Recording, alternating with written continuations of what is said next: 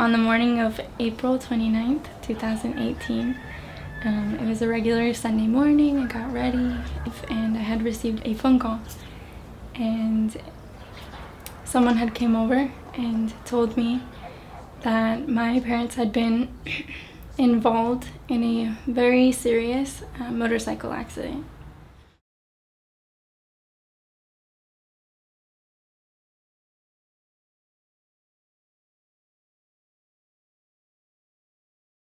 Leaving at 3 in the morning to jump on a plane, I didn't realize that moment was like, okay, like, man, I'm saying goodbye.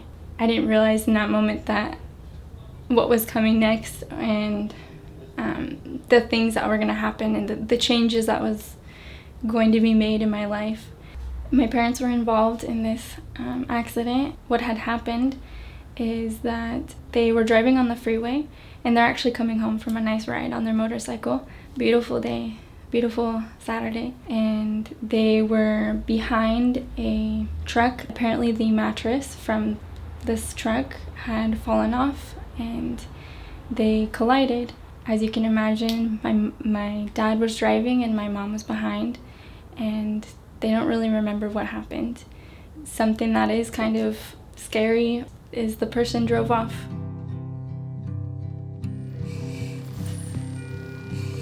So what we're doing here, this is day one with your eyes open, and you're just moving around a little bit, moving your arms and relaxing. Just relax, it's okay. No worries. No worries. It's okay, just relax. There you go, good girl. Just relax your arms. Hey, love you. Give me a smile. Give me a smile. Okay, say hi, I love you. Hi, I love you. I love you, Chantel. Love you, Chantel. Miss you. I miss you. Wink at her. Alright. Before my mission, I didn't know what I was going to do with my life. I felt that I needed to go, and I felt like I needed to go serve. And in that confirmation was, just go, everything will be okay. And I have this feeling in my heart that everything will be okay. And then after, when I had received the phone call that my parents had been in this accident, I received a second confirmation that said, just stay, everything will be okay.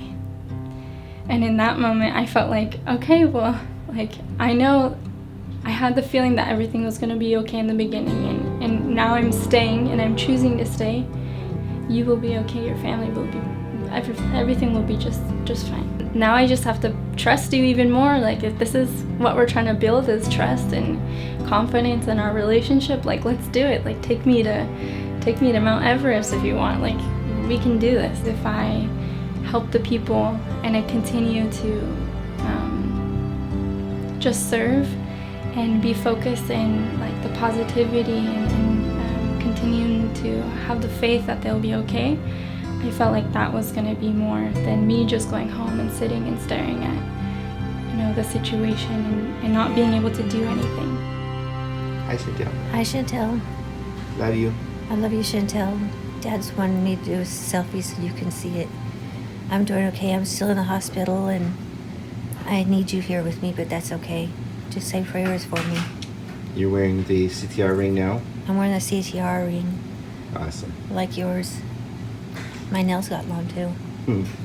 They love you. I love you, and I miss you, bunches. Okay. I wish you were with me. I wish I could kiss you and hug you.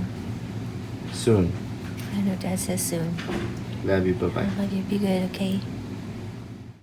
Kind of had to be in a different mindset, because I was going out in the real world and I had to be with all these different people and talk to them about their problems. And then I had this, like, really big problem in the back of my mind. And so I wouldn't, sometimes I'd talk about it, sometimes I would just hold it in and just listen to other people. But then as soon as I would get home, my companion, right before we'd go to bed, she would just ask me and say, hey, like, are you you okay? Like, are you really okay? And then I would just start like overwhelmed and just start crying. And when she came over the first night, she just grabbed me behind me, and I was crying in my bed, you know, like super sad. And she just held me, and she kind of pet my hair, and she just told me that everything was okay. And then she would start singing, and I would just start crying more, because I only needed to hear just a simple melody to help me fall asleep, just to get through it. And so, to me, she was an angel. I needed that comfort to go to bed and just wake up and just hope that my mom was still there. Because if I went to bed and then woke up and got another call saying that my mom wasn't there, oh man. I did have some guilt. Previously, I had sent home some letters. My parents, that day, they went to go give one of the letters to somebody. And on their way home, they had their accident. And 5 minutes from home, and then having an accident because I sent them to go give that letter, it was hard. It was really hard. I felt so much guilt. I don't think I've ever felt guilt, and that was like, I had to just realize that it was gonna happen the way it was supposed to happen. And with that letter that I sent, and that it reached this family, it actually changed a small part of their lives. And so once again, my parents were being instruments by sending this letter to this family. This letter meant so much to me. It really did. And to tell this family how much I loved them and I was grateful for them and how much they changed my life. And the reason I was in Mexico was part of what they had taught me. So that helped me learn how to just realize that it was going to happen either way. There's a plan, and it's whatever's going to happen is part of that plan, and we're all going to grow and learn from it. I was going out and teaching people, and I was helping people to realize that we have a creator. And by telling them, like, look, like my mom's in a coma right now and I could be there, but I'm here because our creator loves you. And being able to tell them about the miracles I was witnessing in my life personally. You know, sometimes they would just cry, sometimes they would just hug me and just be like, why are you here? And then they respected me more because I was really sacrificing a lot to share and to love and to give when I should have gone home. But I wanted to really help the people to feel the love, because I had confidence and I had trust and I had faith, and I felt like I needed to give that and to tell them that miracles exist and that everything will work out. I feel honored because being able to help the people that I helped and witness the miracles, not only there in Mexico, but the miracles that I was seeing from working and serving and seeing the benefits of just loving. I was able to see my mom walk again. I was able to see my mom take her first little baby steps, which I had never witnessed before, because she's my mom. And it's something incredible to be an instrument. And I know that my parents, they say it all the time, that they feel blessed, they feel honored to have gone through what they had gone through, just because they could see how many lives that came together, that united, that had faith, that grew together, that watched, you know, a couple fall in love again while struggling. And it's just something that I think, personally, I would do it again and again and again. And I know my parents would too. stepping off the plane, I was in this beautiful dress. Honestly, I was kind of scared. I was feeling a lot of emotions. Like on the plane, I just slept because I didn't even want to think about anything. I was like, I'm just gonna sleep. And as soon as I got down the steps, I came down and like my whole family's there, and I couldn't help but just to see my mom and my dad, obviously. But just seeing my mom, like just being able to see her in person, and to know that that was like the first time I'd seen her after the accident, and being able to just know that she was gonna be there is incredible. There were some high emotions going on in that airport. But yeah, seeing her was incredible, and then being able to just be hugged by my mom and my dad, it was like I didn't even know I was gonna be able to get to hug them again, and that was like the biggest part. And then hugging my brothers and hugging everybody else is just amazing, and being reunited, and that was like my third confirmation of just having the faith and confidence and that just go, everything will be okay. And now that you're home, look at it, like you're okay, they're okay, we're all okay. And that was just like, oh, it was just amazing. It has been a year now, and my mom, miraculously, she began by taking her first steps and relearning how to walk and talk and eat and dress herself and do all the little things that we don't think about because we just do them. She now today is a living, breathing, walking miracle, because the doctors, they told us that they didn't even think she was going to be the same person ever again. Now that she's here, she is here, and I think we're all very grateful that she is here, and that she is walking, and that she's breathing. And yes, it is still hard. She still does have some problems. She's not perfect. She is still relearning a lot of things, but she is here, and she's learning and growing, and continually, and she will always continue to learn, because that's what we're here for. I am realizing that life is an adventure, and that learning and growing and loving each other and just exploring life, it doesn't need to be dumb, it doesn't need to be horrible. And even though we pass through these hard things, it's like, yeah, I get it, it's hard, but you know what? This hard thing is gonna build you and create something so much more stronger. There's a lot of things that have to go through a lot of pressure to become beautiful, to feel broken, to feel bruised, to feel worthless.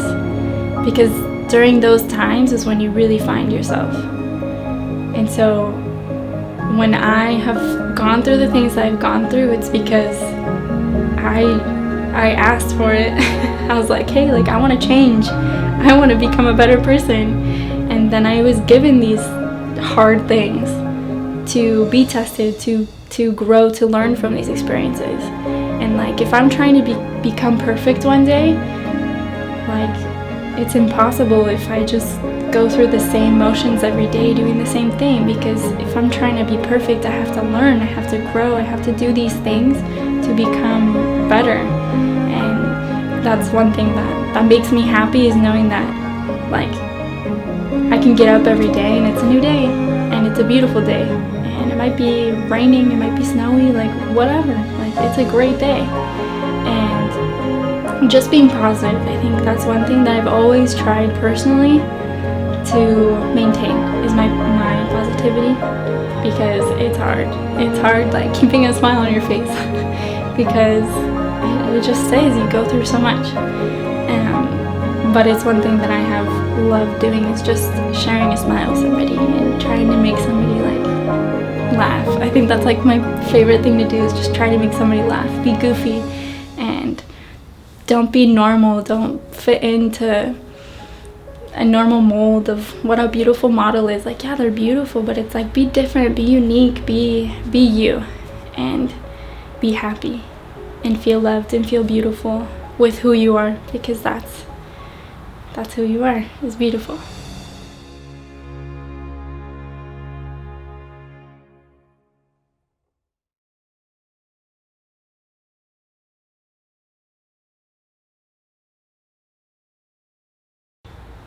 Okay, go.